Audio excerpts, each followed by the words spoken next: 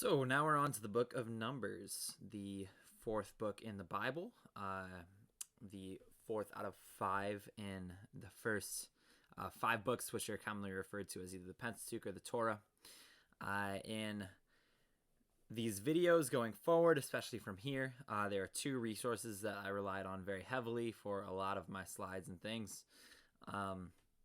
One of them being a Bible called the Life with God Bible, editing done by Richard J. Foster and Walter Brueggemann, Eugene Peterson, Dallas Willard, and a lot of other contributors.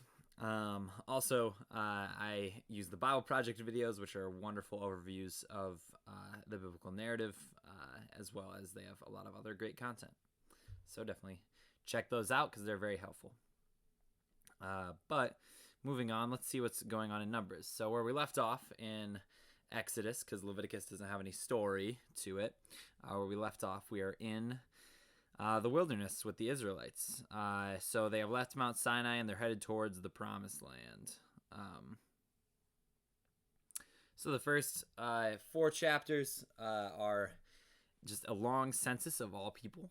It's a very maybe monotonous part of the Bible to get through, but these genealogies and censusing of people are incredibly important to just understand the narrative, understand who these people are. Chapter 5 and 10, after that, they help us to create the layout picture to the right, which was how the Israelites were supposed to be arranged during their time in the desert.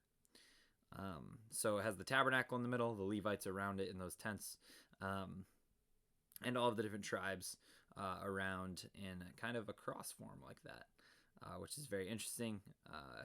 Again, that's a Bible Project image. After this, though, so upon getting back out into the wilderness after Mount Sinai, the people start complaining, saying again that they want to go back to Egypt because they don't have food and water and things like that. This happens all the time. We talked about leaving your personal Egypts in our Exodus video. This is kind of the idea that we want to go back to the things that make us comfortable and not stay out in the kind of scary places and uncomfortable places that God wants to bring us into. At this point, even Aaron and Miriam, Moses' sister, and his cousin, who is the priest, turn against Moses and start bad-mouthing him to the people. But eventually, the Israelites reach the edge of the Promised Land. They are right there. The land that God promised them, the place that is flowing with milk and honey, the place that's going to bring them prosperity. They have 12 spies go into the Promised Land, which is Canaan, we find out. But 10 of them say that there are giants and they're going to be destroyed if they go in there. Whereas the other two spies, Caleb and Joshua, say that God will be with them and that they should trust. I'll give you a guess who the Israelite people listen to. They decide to plan a mutiny over Moses so that they can go back to Egypt instead of trying to go inside of the Promised Land. They don't trust God. Their fears keep them from the promises that God allows them to go to. God's response because of this is that this generation is not going to enter the Promised Land. Only the generation of their children will, which ends up with this current generation in the wilderness for 40 years. There was only 1 year at Mount Sinai, and after this, there's another 39 years in the wilderness because they're just unwilling to trust God to go into the Promised Land. The Israelites complain again because of God's response. So they are not happy that they're going to be out in the wilderness longer. They keep saying that they should go back to Egypt, things like that. Moses, being so angry at the people, decides to take it upon his own doing to get the people what they want. So he says, "You rebels, must we bring water out of this rock?" And he strikes a rock even though God told him only to talk to it. So he does not listen to God. We see the consequences of that. Moses will also not enter the Promised Land. And then there's an interesting story that kind of comes amidst some of this. Once the Israelites are complaining again, this is a narrative that happens over and over and over. Remember, they're in the wilderness for 40 years, so it's not surprising that this happens over and over. But when they complain, God sends these venomous snakes after them. So people are getting bitten by the snake, but God does give them a saving grace. God tells Moses to create a bronze snake to put on a pole. And when people put their eyes onto the bronze snake, they are healed. There's a quote from the Bible Project that I really liked that said, "Even God's judgment becomes a source of life for those that will look to God for healing." Does the symbol sound like anything to you? It looks forward to Jesus.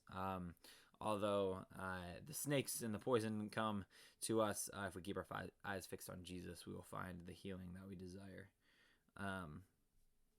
After this, there's the story of Balaam. There's a kind of interesting story about Balaam on a donkey. The donkey keeps veering off of the road because there's an angel in front of him. He kind of beats the donkey into submission, trying to make it keep going on the road. But the angel eventually appears, but then speaks through the donkey. It's just an interesting story to go read.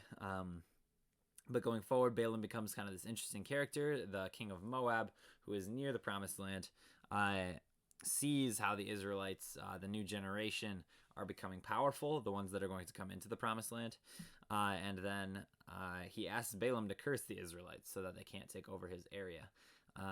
Balaam tries to curse them 3 times and keeps saying that he cannot curse what has already been blessed. This kind of points back to the Abraham covenant that says that the Israelites, Abraham's people, are his blessed people in order to bless all the other nations. After this, on the 3rd time, Balaam then sees an image of a future king over Israel who's going to bring justice and love to all of the nations. This is one of the first images of Jesus that we get in the entire Old Testament. So it's really cool to start seeing how these things point forward to Jesus. And at the very end of Numbers, it ends with the new generation has now taken another census because there are more people and it's a new generation. But they also begin to defeat the other nations, and they're starting to prepare to enter the promised land, setting us up for Deuteronomy.